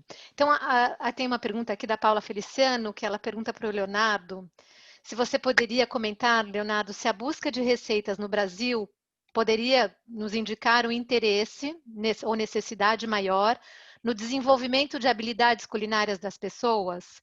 Ou estaria talvez mais relacionado à privação do espaço público ou à diminuição de poder aquisitivo devido à crise econômica? Muito obrigado pela pergunta. Eu comentei brevemente no chat, mas a resposta elas são as duas, tá? Então, o que acontece é que a gente vê que as pessoas elas aumentaram o interesse por cozinhar. Então, a questão do fazer o pão, fazer o macarrão e os utensílios e os utensílios de cozinhas e ingredientes que as pessoas estão buscando dão indicativos de que o interesse não é um interesse pautado por preço, porque realmente são itens que eles não são itens baratos. Mas, ao mesmo tempo, a gente vê que as pessoas estão economizando em outras coisas. E aí eu posso dizer não só da minha experiência com as buscas do Google, mas com as conversas que eu tenho com os meus clientes também. Eu atendo alguns clientes da indústria de bebidas, por exemplo, que eles estão tendo muita dificuldade com os SKUs unitários, porque as pessoas estão comprando muito os compartilháveis. E isso está prejudicando muito a rentabilidade das empresas. E eles já sabem que antes as pessoas comprarem os compartilháveis do que começarem a beber água de torneira, que eles já trabalham com esse cenário também, porque eles sabem que a crise vai pegar forte. E a gente vê também na indústria de alimentos as pessoas buscando por exemplo, carne moída para fazerem os seus próprios hambúrgueres, que daí é muito mais do ponto de vista de custo do que realmente de experiência gourmet. E a gente vê o aumento de algumas buscas de proteínas mais baratas, como linguiça, e quando a gente vê também, acho que a pesquisa que o Cláudio trouxe falando dos comportamentos de compra de acordo com as classes sociais, a gente percebe também que mesmo que as pessoas ainda compram peixe, mas quem compra peixe também está buscando algumas soluções de alguns peixes mais baratos. Então, eu acredito que a resposta são os dois. Tem as pessoas mais privilegiadas que estão aumentando, sim, o seu interesse pela culinária como um hobby, mas, ao mesmo tempo, a gente sabe que a busca ela também ocorre proveniente de uma preocupação por conta da crise econômica. Ótimo. Obrigada, Leonardo. Luciana, sua pergunta. Então, eu queria endereçar uma pergunta basicamente para cada um, que eu adorei todas as apresentações e eu acho que tem muita coisa para a gente discutir, né? Então, Léo, sabe que eu, olhando os teus dados, eu fiquei pensando, porque lógico, você deve tomar isso Brasil, né? Daí você fala de uma questão muito interessante, que é essa do comportamento cívico, o cozinhar para dentro de casa. Será que é possível a gente modular isso por regiões do país? Será que a gente vê alguma diferença? Porque a gente fala muito nessa bolha que a gente vive aqui em São Paulo, né? E que é atípico, né? Se você vai para o interior, é outro mundo. Se você vai lá para o Nordeste, para o Norte e até para o Sul, a gente tem uma variabilidade muito grande regional. Eu morei em Minas, né? Então, Minas tem um comportamento de consumo em restaurante completamente diferente do que a gente aqui, né? Então, eu queria te ouvir se você conseguiu fazer essas análises, assim, né? Se há, de fato, essa variabilidade ou é um comportamento Brasil? Perfeito, Lu. O comportamento das pessoas verem o cozinhar mais como uma arte, como um hobby, e a questão que a gente vê também da preocupação da saudabilidade, ela é um comportamento nacional, mas com grandes variações regionais sobre o que eles buscam. Então, o probiótico é uma busca que ela está mais concentrada no Sudeste, não é algo tanto do Norte e Nordeste, mas a gente vê uma busca por alimentos mais saudáveis no Norte e Nordeste, que não necessariamente o probiótico em si. E quando a gente fala também de as buscas por local, a gente sabe que principalmente quando a gente vai para regiões do Norte e Nordeste, por questão de logística, já muda bastante também, porque o custo logístico ele acaba inviabilizando muitas vezes, porque muitos dos centros de distribuição estão localizados aqui na região Sudeste. Então, de alimentos e bebidas, a gente vê que muito da busca do local ela não acontece tanto no Norte e Nordeste. Tanto que quando o Adriano comentou se os restaurantes estão preparados, os aplicativos estão preparados, né? A gente viu que o próprio iFood caiu no Dia dos Namorados, né? Então, acho que ninguém estava pronto para isso. E é super interessante a gente ver que realmente existem peculiaridades regionais e locais que precisam ser acompanhadas, principalmente quando a gente fala daí quais são as receitas que mais crescem. O bolo de cenoura que eu brinquei, ele é uma busca nacional, mas quando a gente começa daí regionalmente, a gente vê que, por exemplo, as pessoas estão tentando fazer o acarajé em casa também, então a gente vê que existem peculiaridades locais que são muito interessantes de serem estressadas. Muito bom. Eu estava também pensando, eu acho que tem uma questão aí, né, do acesso, quando a gente fala dessas tendências, do localismo, né, da busca pela origem dos alimentos, e até trazendo um dado, né, que o Cláudio fala, do self-service, eu queria também olhar muito como é que fica a base da pirâmide, né? Como é que fica será que essas pessoas também estão olhando isso? E recentemente a gente fez uma pesquisa de PIC, é uma aluna de projeto de iniciação científica, mas está muito conectado com o meu projeto de pós-doc, a gente tentando olhar a questão da autenticidade nos restaurantes, né? O que as pessoas atribuem como autêntico para um restaurante. E é muito legal, porque daí eu fiz isso lá fora e a gente quis fazer um pouco aqui no Brasil, para ver o que o brasileiro entende que é autêntico, mas conectando a uma comida local, no caso, a comida nordestina. E aí saíram basicamente todos os fatores que a gente viu na literatura, apareceu aqui. Mas tem um lance interessante que eu adicionei a questão do localismo e adicionei a questão da sustentabilidade. Quer dizer, se isso eram fatores que dariam àquele restaurante típico autenticidade. Então, o que apareceu, né? As pessoas acham que, de fato, são fatores que determinariam essa autenticidade, a sustentabilidade da origem dos alimentos, mas eles não apreciam isso. Quer dizer, para eles, ter ou não ter não faz diferente. Então, uma coisa é você achar que tudo bem, seria interessante serviço para garantir autenticidade, mas você, como consumidor, não dá valor. Apareceu isso aqui no Brasil. Então, eu acho que a gente ainda, né, diferente do que apareceu na Cial, essa preocupação do localismo e tal, eu acho que a gente ainda como, né, não dá para expandir, mas acho que ainda tem um caminho a ser desenvolvido do quanto as pessoas ainda associam esse civismo que a gente está discutindo aqui, e aí quando eu falo pessoas, é o grande grupo, né? Tanto na hora que vai comprar no supermercado, quanto vai no restaurante, né? Na prática, o que é que de fato a gente está vendo? E a gente vê que nem sempre isso é tão levado em consideração, né? Mas eu queria botar isso em discussão e ver o que vocês acham, né? E um pouco também para o Cláudio essa reflexão, eu tinha para mim essa ideia de que o self-service de fato ia mudar, né? Que a gente não ia mais ver isso, né? E aí eu tive duas experiências. Então, uma, estando num lugar de praia e vendo a oferta de self-service, mas assim, como se nada tivesse acontecido, né? E um self-service, obviamente, mais simples, né? Então, para essa população de renda menor, é como se nada tivesse acontecido. No máximo, você usa ali uma luva, né? Aliás, a máscara, né? Não é nem a luva, é a máscara, tá? Então, eu queria ouvir isso de você. Eu sei que a tua amostra foi ABC, né? Mas queria entender para a grande maioria dos negócios de self-service, ao meu ver, não mudou nada, né? Continua a vida como ela é. E é a questão da hotelaria, porque eu vi duas coisas na hotelaria. Eu vi a hotelaria que migrou completamente e para os grandes hotéis, eu ligava e a pessoa dizia o seguinte, olha, para cima de 100 hóspedes é buffet. Acabou. Né? Então, eu queria também entender se vocês chegaram a ter essa percepção e aí até dos seus clientes aí.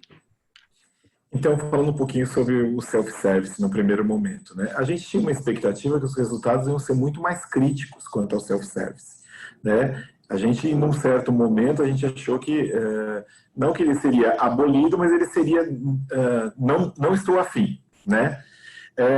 Acontece que a gente vê que a demanda por mudanças não é tão grande, é pequena, né? Então, colocou um álcool gel, colocou uma luva, olha, já para uma boa parcela da população já está resolvido, né? E aí vai aumentando, conforme aumenta o nível de exigência, diminui o percentual de pessoas. Isso que significa o quê? Que com poucas alterações já são atendidas as principais demandas das pessoas. Na primeira tomada, quando a gente fez esses dados que eu apresentei são da segunda, quem tinha uma rejeição muito grande, maior que self-service ainda, era a comida de rua, né? Porque aqui em São Paulo a comida de rua teve um boom uma época, né? Quem frequenta ali a região do Augusta e Baixo Augusta sabe que tem até um pátio só de food trucks, né? E você vai lá e escolhe, né? Seria quase um shopping center de food trucks, né? E no primeiro momento a gente viu que isso foi muito rejeitado, né? Então, o que mais as pessoas iriam evitar, além do self-service, era realmente a comida de rua. Mas, na segunda tomada, essa rejeição à comida de rua já deu uma diminuída, mas continuou lá em último lugar, e o self-service vem com essa demanda pequena, né? Que a gente tinha uma expectativa de ser exigências maiores e as exigências não são tão grandes. Quando a gente abre por classe social, e aí eu não apresentei esses dados aqui, aí a gente tem mais acentuado ainda essa diminuição de exigências também com a diminuição da classe social, né? Então, realmente tem um processo aí que naquele momento era ainda de maturação de o que vai acontecer e como é que eu vou levar essa experiência para o self-service, né? E tem uma coisa... E aí, só para complementar, porque me chama muito a atenção esse ponto, que no fundo, reflete a escolha. Então, quem pode escolher, né, fala assim, bom, vou para um à la carte. E quem não pode escolher, fala, é o que eu tenho, né? Então, eu acho que o que eu senti falta, Cláudia, é isso que eu queria levantar esse ponto, é de um apoio a esses restaurantes pequenos, porque eu acho que, por mais que essas pessoas, então, por falta todos iam, né, para passar a ser um ponto focal de contaminação, né? E a gente vendo uma falta total de como que esses pequenos negócios poderiam ter sido orientados, né, para gerar essa segurança, porque independente de qualquer coisa, você pode, independente da regulamentação, você pode ofertar isso, né, e garantir. Mas como a demanda é alta e a pessoa não tem opção, a gente sente esse resultado, né? E no começo da pandemia era uma questão de sobrevivência para os negócios, né? Eu vi um exemplo assim, aí não é pesquisa, uma declaração minha, né? Uma experiência minha. Aqui próximo à minha casa tinha um lugar que funcionava como uma cafeteria. No primeiro momento ela teve que fechar. E ela virou um restaurante não aberto ao público, né? E passou a fazer delivery, né? E você via, e eu passando na porta, eu via as condições que estavam, condições de higiene, de qualidade que estavam ali, mas a pessoa estava vendendo, né? A gente tinha ali o dia inteiro motoboy levando, o dia inteiro não digo, mas no período do almoço, motoboys levando refeição o tempo todo, né? Então, foi uma questão de sobrevivência no começo, né? Sim. Sim, muito sério isso, né? Eu acho que é um ponto para a gente discutir e levar em consideração, porque uma coisa é esse mundo que a gente vive, do restaurante, né? Outra coisa é a vida do dia a dia das pessoas, e que eu acho que é um ponto importante a ser pensado, e como que nós, como pesquisadores e gente, até como políticas públicas, porque de fato era como atender, esses negócios tinham que sobreviver, né? E essas pessoas também tinham que comer, né? Mas eu acho que a gente tinha esse olhar de preocupação para mim, né? Porque, no fundo, a falta de opção levou as pessoas a acessarem, né? E aí, né? E como é que fica essa coisa? Complexo, né? Bem complexo. A gente chegou a testar algumas coisas assim muito interessantes. Oi, desculpe. Pode falar. Não, Cláudio, pode falar. A gente chegou a testar uma ideia que era assim, o que você acharia de ser atendido por um robô no restaurante, né? E não ter contato com ninguém, a comida, uma coisa mais tecnológica. É super rejeitado. É muito interessante isso também. Uma outra coisa que a gente testou... Oi, desculpe. Se fosse no Japão, com certeza seria tranquilo. Sim. E uma outra coisa que a gente testou que teve uma adesão um pouco melhor era assim, eu compro no restaurante e alguém entrega no estacionamento, por exemplo. Não vou nem no restaurante retirar. Nesse primeiro momento as pessoas achavam essa ideia muito boa. Eu compro, espero em um lugar, alguém me entrega e eu levo embora. Né? Surgiram ideias de como operacionalizar o funcionamento de um restaurante sem as pessoas estarem presentes. Depois eu passo o estudo inteiro para vocês, tem umas coisas bem legais para ver de como avaliar essa possibilidade de ter o restaurante e não tê-lo ao mesmo tempo.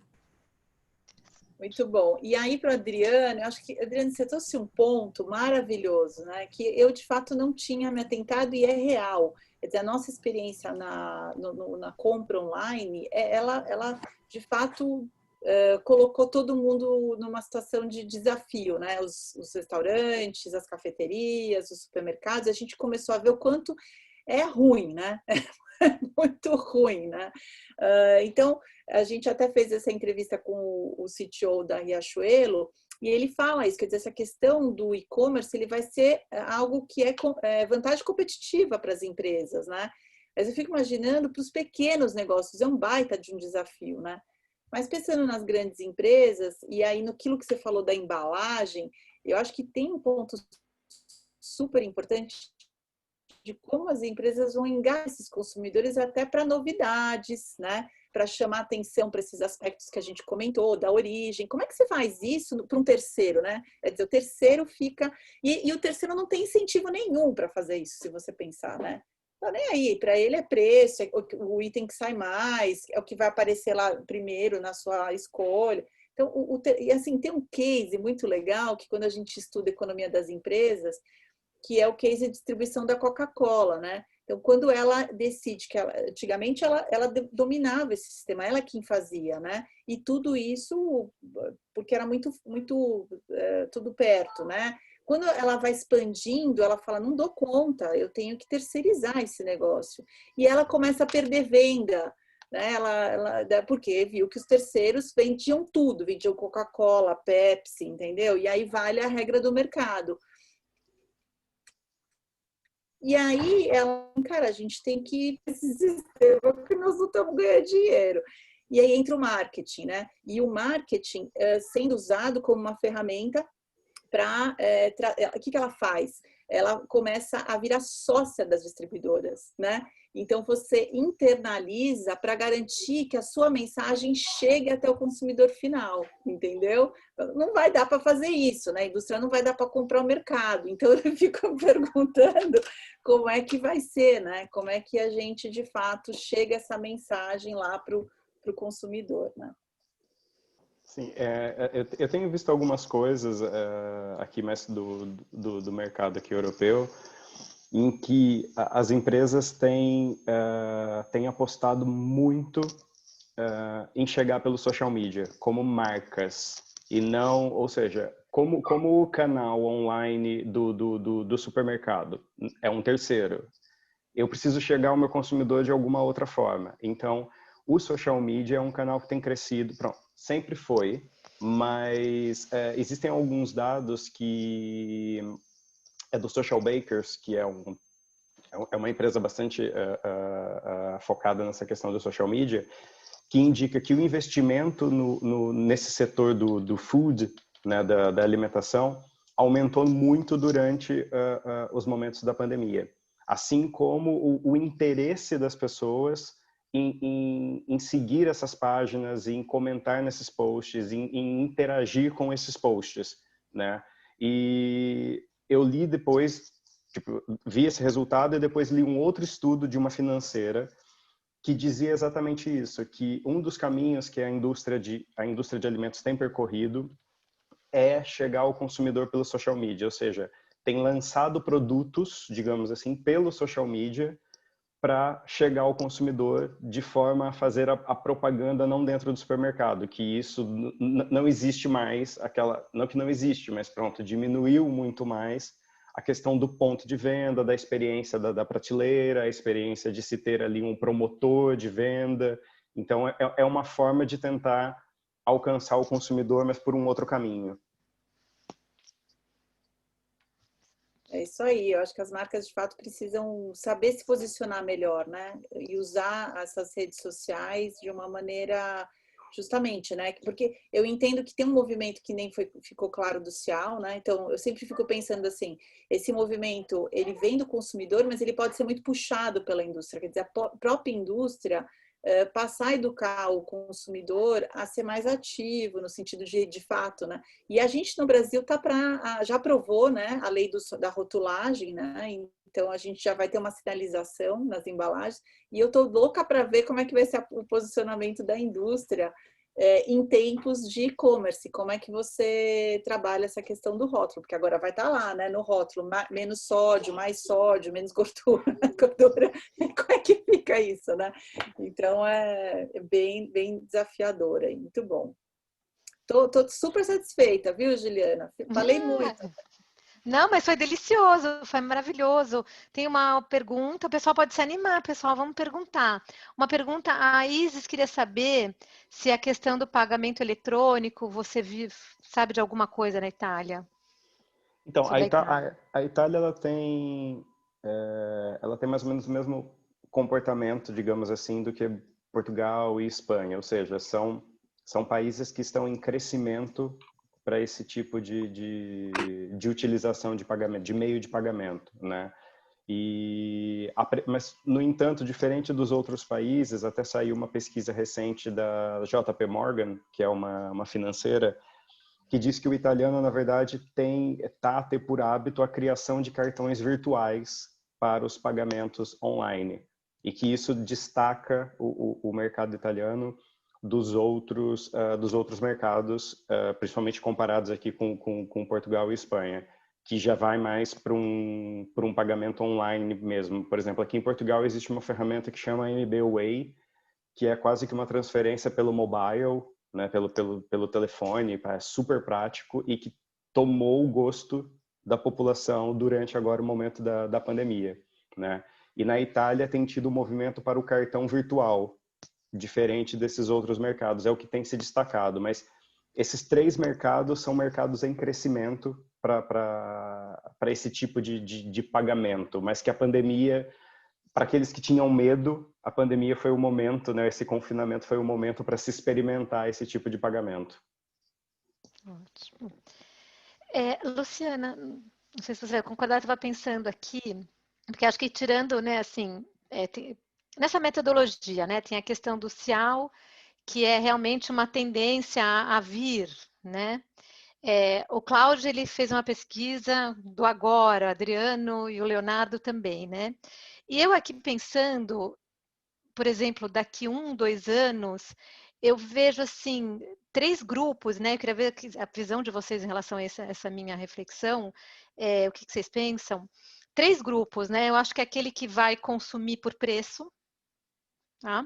Acho que a gente vai manter aquele nicho, pelo menos europeu, do luxo, mesmo dentro do alimento, e vai sobrar uma camada dos que podem realmente consumir local, voltar a ir ao restaurante, escolher o seu ato cívico. Mas eu não sei se essas tendências, principalmente do CIAL, elas vão ser mantidas com essa avalanche que a gente imagina, né, da crise econômica. Eu queria saber de vocês 5, mesmo a Thelma, se quiser falar, Luciana, Leonardo, Adriano e Cláudio, como é que vocês fazem esse prognóstico de 2021 e 2022? Quem começa? Vamos lá pelo Leonardo, vai.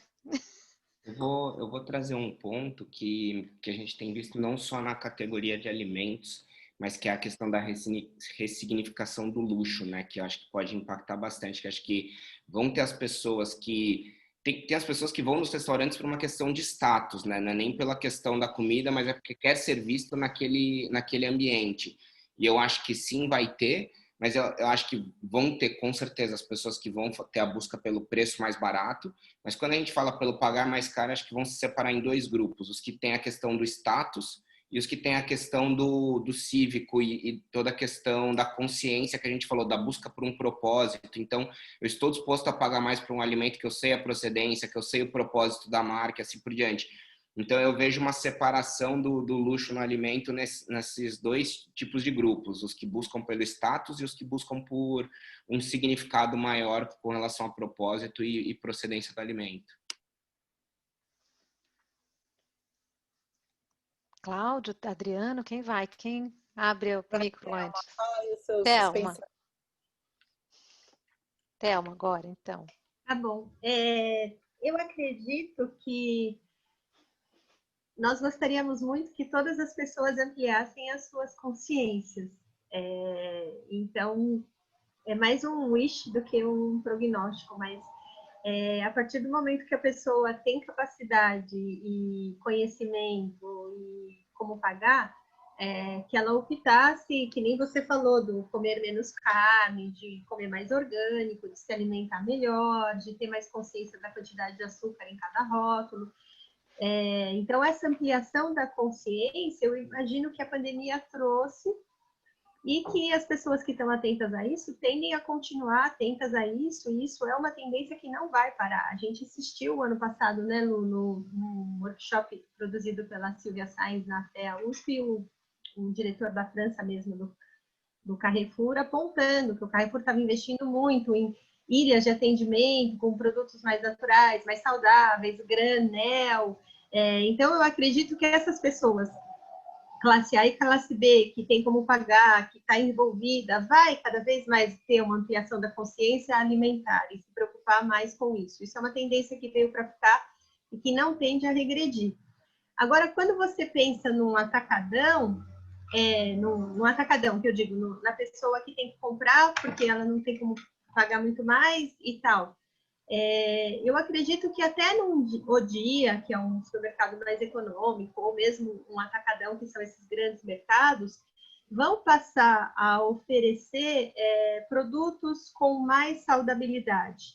Então, eu acho que a busca por saudabilidade vai acontecer nos 2. Eu imagino que ter consciência do que está comendo também deve se ampliar, mas o problema é que, às vezes, a pessoa vai optar pelo preço. Então, a questão do preço vai pegar e vou falar, eu vou comprar, um produto sem glúten que custa R$15 um pão, ou eu vou pegar esse pão aqui que custa 8? Vou pegar o que custa 8, porque eu sei que é mais ou menos, mas também tá tudo bem, porque é o que dá para pagar. Então, eu acho que essa questão a própria indústria deveria, e eu acho que aos poucos vai, né, se preocupando em trazer mais coisas mais saudáveis com preços mais acessíveis. Mas, por outro lado, o biscoito recheado tá lá, firme e forte. Então, Não, mas só para... eu acho... Desculpa. Não, desculpa. Pode falar. Não, porque eu ia falar assim, que pelo menos aqui os produtores na França, eles assim estão bem chateados, assim, sufocados, porque o consumidor quer um alimento sustentável, uma carne que tome, né, tem os bons tratos animais, que seja local, etc., que tenha bons ingredientes, mas quando você põe na ponta do lápis, ninguém quer pagar. Então, eles estão muito sufocados com isso, porque eles têm essa exigência do mercado, mas ao mesmo tempo, financeiramente, é difícil. Então, eu queria fazer um ponto aqui, que eu acho que aí é que está essa grande discussão, né? Que é o incentivo da indústria versus a demanda do mercado. Quer dizer, quando mais o mercado, e eu digo mercado mesmo, não é nichos de mercado, quando de fato o mercado acordar para esses itens, e que tem a ver com sustentabilidade, sem dúvida, quer dizer, não é só uma questão de escolha de glúten ou não glúten, mas tem uma série de outras decorrências, quer dizer, aí quando esse mercado acordar e tomar consciência para isso, sem dúvida elas vão ter que se adaptar. Enquanto isso não acontece, é óbvio que elas vão continuar com aquela estrutura de custo para ofertar um produto sem esse diferencial, sem esse valor, né? Mas eu acho que, a gente falando de cívico, eu acho que é exatamente essa postura que todas as empresas de alimento deveriam começar por elas, né? Então, não é fazer um produto cívico para a classe AB. Desculpa, isso não é ser cívico. É você fazer para todo mundo.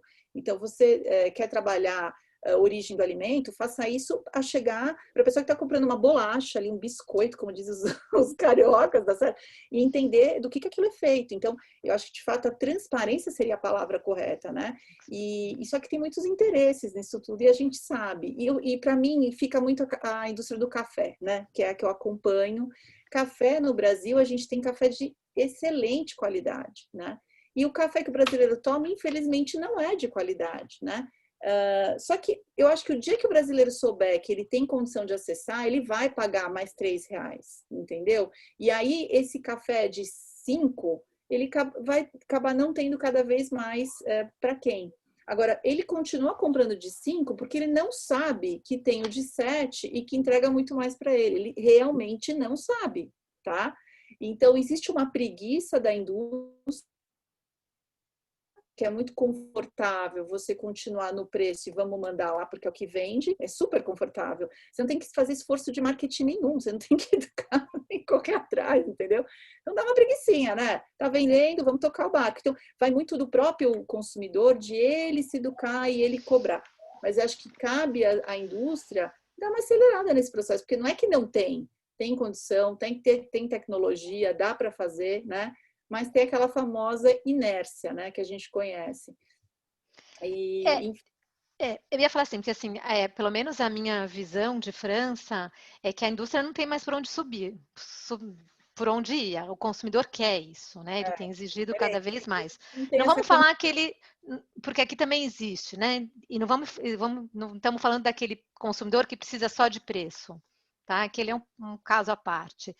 Mas o consumidor está buscando mais, e quando você vê em alguns setores, Luciana, a produção, o custo aumenta muito. Em alguns setores, realmente, toda a produção, desde o campo de orgânico, você fazer um esquema de produção fechado, para um porco, você mesmo criar o seu cereal, etc., aumenta também, né, o custo. E o consumidor não quer, o francês não quer pagar. Vocês já ouviram falar na mantiqueira? Ovos mantiqueira?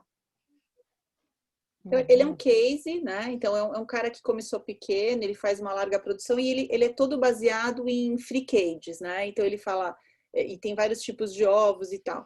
ele tem uma meta de tornar esse produto acessível para a população. Então, eu acho isso fantástico. Acho que essa é uma postura de civilidade, né? De fato, de você estar costurando para isso. Então, é o que a Thelma falou, não é só uma consciência da população, né? É uma consciência da própria indústria. A gente vê movimentos interessantes, então, a Unilever comprando, esqueci o nome agora daquela marca de produto. Isso, a Mãe Terra e tal. Então, mas o bonito era ver isso tudo acontecendo. Tem dificuldade, sem dúvida tem, mas do lado de cá, né, de quem está do lado do agro, a gente vê tanta tecnologia que possibilita reduzir custo e adicionar muito valor na produção, que você fala, não dá, é só... Quer dizer, essa conversa tem que se só colocar na mesa, né? Entre o que já existe versus o que está se disposto a fazer, né? Sim, eu acredito também que tem vontade, né? Produção de leite, você tem muita tecnologia para a vaca vir, né? Fazer a retirada do leite quando ela quer, ela se sente confortável. Tem muita coisa. Mas, enfim, vamos passar, porque a gente vai ficar nessa discussão, porque eu acho que ainda... sei lá, eu acho que o consumidor, além de querer ser ético, pelo fato de que a indústria seja ética, ainda falta ele ser ético com esse valor do produto que ele vai pagar.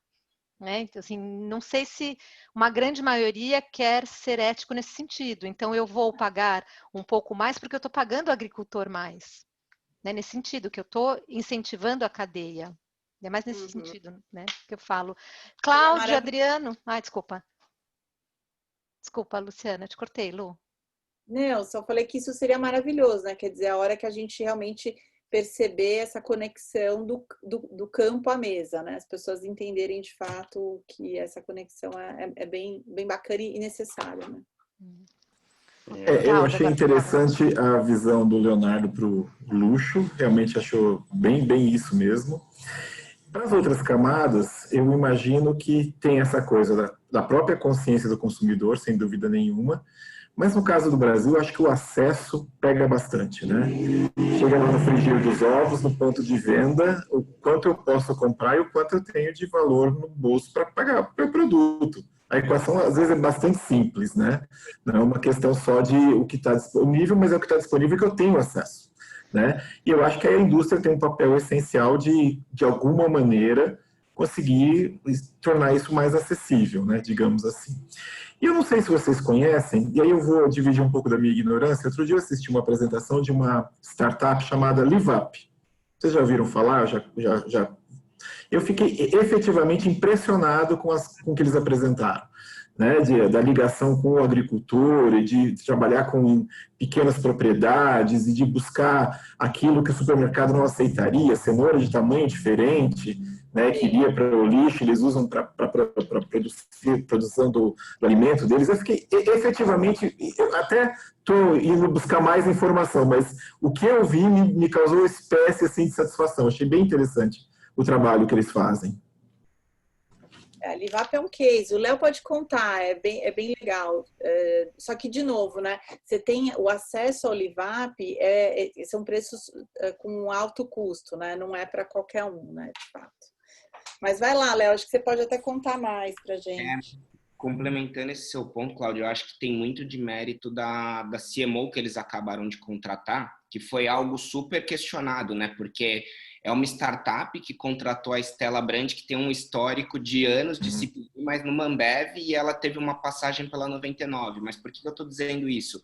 A Stella, eu trabalhei com ela na Ambev, e ela já era a pessoa que em 2012 falava que a Ambev tinha que ter um posicionamento institucional da marca Ambev e tinha que começar a criar a categoria de cerveja. Então ainda nem se falava da questão de puro malte, de outros estilos de cerveja, e a Stella já falava de uma preocupação de que ela via as marcas da Ambev sendo vistas mais como um produto comoditizado, sem preocupar com os ingredientes, com a procedência. Por isso ela criou internacionalmente a área de imagem da categoria da cerveja. E é legal ver ela já entrar na LiveUp trazendo essa preocupação que é uma discussão que você não costuma ver em startup, né? Porque a startup ela está tão preocupada em crescimento acelerado, ela acaba não tendo discussões como essas, que são discussões mais de médio e longo prazo, né? Porque tem um investimento que você não vê um impacto imediato no P&L da empresa e ela tá assumindo alguns custos pensando nessa construção de longo prazo, que é super interessante. Sem dúvida, é um trabalho bem interessante mesmo. Adriano, e você, seu prognóstico? Eu acho que eu acabo por ficar, pelo que eu tenho acompanhado aqui das tendências, principalmente do sul da Europa, digamos assim, é que o preço, como foi bem colocado, acaba por ser o grande divisor, né? Se eu pego, por exemplo, o mercado aqui antes desse momento da pandemia e todas essas questões que tiveram problemas, né, na economia, com certeza, existia uma tendência muito grande de se equiparar hábitos, por exemplo, ao mercado alemão, que são o grande consumo de orgânicos, o granel, a utilização de refis. Só que isso, nessa situação de agora, em que boa parte da população está a sofrer com o emprego, na verdade com o desemprego, e teve um forte abalo econômico, eu não sei se isso acaba por ser tendência para todo mundo. Porque no final das contas, ainda aqui são produtos mais caros, ainda aqui são nichos, e acaba por ser uma situação que antes as pessoas estavam a perceber o valor dessa questão da saudabilidade e estavam aí para esse lado da sustentabilidade, mas agora numa situação de lockdown, de pandemia, onde a economia foi bastante afetada, eu não acredito que isso seja uma tendência para todo mundo. Apesar de serem citados como tendências, né, de comportamento, mas eu não acho que isso chegue à cadeia como um todo. Maravilha, maravilha. Interessante. Eu estava aqui pensando, né, que é caro, sim, é caro, continua sendo caro para todo mundo. E interessante, aí, Thelma, né, um pouco da sua área, que, por exemplo, aqui na França, você já deixar de comprar fruta e legume no supermercado já é um custo, que a feira é muito mais cara. Você ir comprar o queijo no queijeiro já é um outro orçamento. Comprar a carne no açougueiro é outro orçamento. Isso a gente não está nem falando de bio, de nada. A gente está só tentando, né, mudar o canal de distribuição para consumir mais perto, para valorizar o local, já é um orçamento, né? Que muda bastante. Luciana, não sei se você quer fechar, eu achei que, assim, muito rico. Como sempre, esses painéis deixam a gente pensando bastante, né? Foram 3, 4 visões super diferentes. E assim, eu sigo com essa angustiazinha de um 2021, 2022, de um grande crescimento de procura por preço, né? E não qualidade. Isso eu sigo com essa angustiazinha. E aí, indo para o meu lado um pouco, né, da minha formação inicial, eu tenho um certo medo que a saúde se degrade também. Eu deixo essa minha impressãozinha, mas ano que vem a gente pode voltar a falar. Quem sabe? Eu sou mais otimista, eu acho que tem muita coisa boa e muita tecnologia. Quando eu olho para as food techs, eu fico extremamente otimista, né? Então, a gente tem um aluno nosso aqui do MPCC que acabou de montar uma food tech, chama Nutritivo, e aí muito com essa ideia de aproximar os produtores, né? Então, ele faz a oferta do prato, mas ele fala, olha, se você quiser comprar direto do alfaceiro, né, do cara do FLV, a gente coloca você em contato. Então, essas coisas que eu queria que tivesse escalabilidade, né, que a gente tivesse a criatividade de deixar e todo mundo ter acesso. Então, eu vi há muitos anos atrás um pessoal do Rio de Janeiro fazendo todo um movimento de levar essa comida saudável para as quentinhas que eram vendidas para a população das favelas, né, das comunidades. E eu acho que é isso que a gente tem que também olhar, porque o Brasil é isso, o Brasil é essa grande comunidade, não é a bolha de São Paulo, do Rio de Janeiro, e eu acho que a gente precisa olhar para essa população, porque aí sim nós estamos falando de saúde, porque é saúde pública, é saúde de um grande grupo, e todo mundo está impactado, né? Então, eu gostei do comentário da Ana, né? Eu sei que, sem dúvida, tem Corim, tem várias gente fazendo coisas legais. A própria Três Corações, eles estão com um trabalho... Tem marketing aí? Tem, a gente sabe disso, né? Porque dá Ibope, né? Como se dizia no passado. mas eles fazem um trabalho muito bonito somando com o que já existe, com instituições maravilhosas como a Embrapa, a Secretaria da Agricultura. O que eles estão fazendo? Café sustentável da Amazônia. Vocês já viram isso? Eu acho fantástico. E é tribos, né, produzindo café, sendo empoderados e que a gente pode comprar aqui no supermercado. Então, eu acho que tanto a indústria quanto as food techs, a gente tem muita condição de dar uma virada nesse jogo, sabe? E trazer essa saudabilidade, trazer todas essas coisas cívicas que a gente comentou, sustentabilidade, para o grande público, que eu acho que esse é o grande desafio e deveria ser o propósito né, de todas as indústrias. Queria agradecer, foi fantástico, aprendi muito aqui com os nossos... sempre aprendo, né? E espero que a gente possa de novo se encontrar em 2021 para bater mais um papo legal como esse, né? Eu gostaria de agradecer pelo convite. Desculpe que eu não agradeci, mas queria agradecer a vocês duas, Juliana e Luciana, pelo convite. Agradeço muito. Oportunidade ótima e eu aprendi muito, com certeza. Delícia. Que legal. Eu ia só falar assim que aqui a palavra de ordem na Europa é a solidariedade. Quem sabe essa solidariedade se estenda realmente, né? Para todos os setores. Só terminando. Gente, foi maravilhoso. Muito obrigada. Obrigada por todos que estiveram aqui. Obrigada pelo tempo de vocês dedicado. Thelma, obrigada por ter aceito o convite também.